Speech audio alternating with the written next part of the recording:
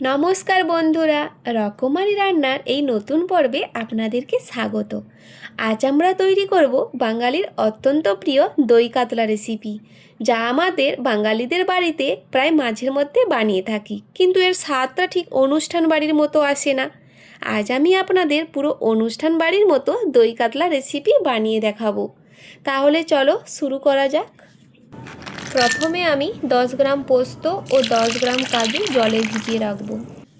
দই কাতলা বানানোর জন্য এখানে 4 পিস কাতলা মাছ নিয়ে নিয়েছি।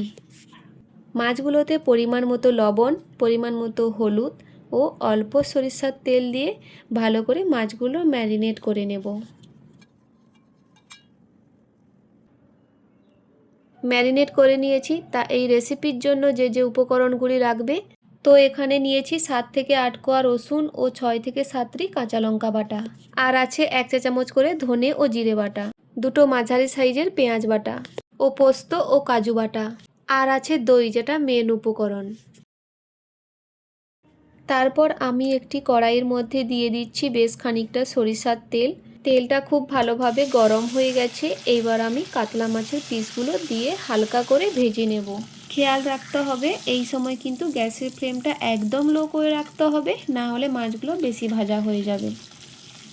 যখন মাছগুলো এক পিঠ হালকা ভাজা হয়ে যাবে, আস্তে আস্তে করে অপর পিঠ উল্টে দেব। তো দেখো, মাছগুলো কিন্তু পারফেক্ট করে ভেজে নিয়েছি। দেখেই বুঝতে পারছো যে আমি কতটা পরিমাণে ভেজে নিয়েছি। ভাজা হয়ে গেলে মাছগুলো তুলে একটি পাত্রে রেখে দেব।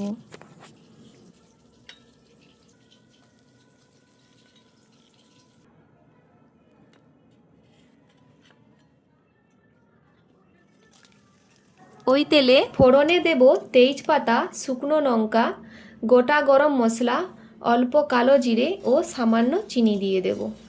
এর থেকে সুন্দর গন্ধ বেরিয়েছে। এইবার দেব পেঁয়াজ বাটা। পেঁয়াজ বাটাটাকে আমি লাল হওয়া পর্যন্ত ভালো করে কষিয়ে নেব।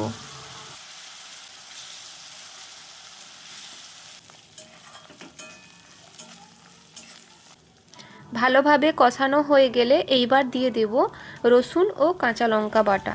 রসুন ও কাঁচা লঙ্কা বাটা আমি ভালো করে কষিয়ে নেব, যতক্ষণ না পর্যন্ত এর কাঁচা গন্ধটা চলে যায়।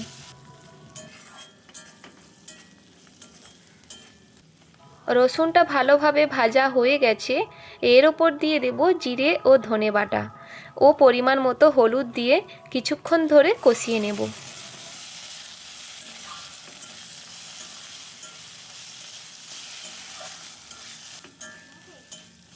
কষাতে কষাতে যদি মশলাটি কড়াই লেগে যায়, তাহলে মশলা ধোয়া জল দিয়ে মশলাটিকে ভালোভাবে কষিয়ে নেব। দেখুন মশলা থেকে কত সুন্দর তেল ছেড়ে দিয়েছে। এবার আমি পোস্ত আর কাজুর পেস্টটা দিয়ে লো ফ্লেম করে ভালো করে কষাতে থাকব।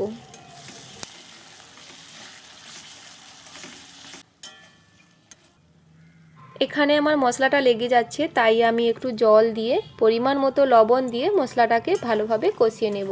ততক্ষণ কষাবো যতক্ষণ না মশলা থেকে তেল ছেড়ে দিচ্ছি। বন্ধুরা, আমি আপনাদের কাছে যে যে রেসিপিগুলো তুলে ধরি, আমি তেলের পরিমাণটা কম দিয়ে রান্না করে দেখানোর চেষ্টা করি, যাতে আপনারাও কম তেল দিয়ে রান্না করার চেষ্টা করেন। তাতে শরীর হেলদি ও সুস্থ থাকবে। দেখুন সাইড থেকে কত সুন্দর তেল ছেড়ে দিয়েছে। এরপর আমি দিয়ে দেব আগে থেকে ফেটিয়ে রাখা 100 গ্রাম টক দই। টক দইটাকে ভালো করে মশলার সাথে কষিয়ে নেব।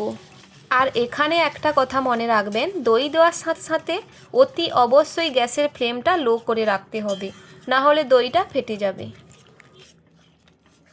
মশলার কালারটা দেখেই বুঝতে পারছেন এখানে আমার মশলা কষানো একদম কমপ্লিট হয়ে গেছে। এরপর আমি দিয়ে দেব পরিমাণ মতো জল। এখানে আমি গ্রেভিটি গাঢ় রাখবো, তাই একটু কম জল ব্যবহার করলাম। আপনারা চাইলে জল বেশি দিয়ে গ্রেভি পাতলা করতে পারেন। জলটা দেওয়ার পরে গ্রেভিটা একটু ফুটে আসলে যে ভাজা মাছগুলো ছিল সেগুলো এর মধ্যে দিয়ে দেব। এবার ঢাকা দিয়ে গ্যাসের ফ্লেমটা লো করে 5 থেকে 7 মিনিট ভালো করে ফুটিয়ে নেব। 5 থেকে 7 মিনিট পর ঢাকা খুললেই আমার এই দই কাতলা একদম রেডি। দেখুন কি লোভনীয় লাগছে দেখতে, আর গ্রেভিটা কত সুন্দর হয়ে গেছে। সবশেষে আমি ওপর থেকে ছড়িয়ে দেব কয়েকটা চেরা কাঁচা লঙ্কা আর সামান্য ধনেপাতা দিয়ে সাবধানে মিশিয়ে নেব, না হলে তাড়াহুড়ো করলে মাছগুলো ভেঙে যাবে।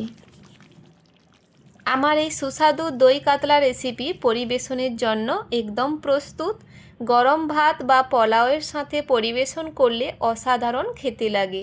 এই রেসিপিটি কেমন লাগলো কমেন্ট করে জানাতে ভুলবেন না।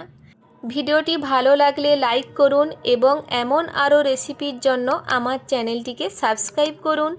ধন্যবাদ। সুস্থ থেকো, ভালো থেকো।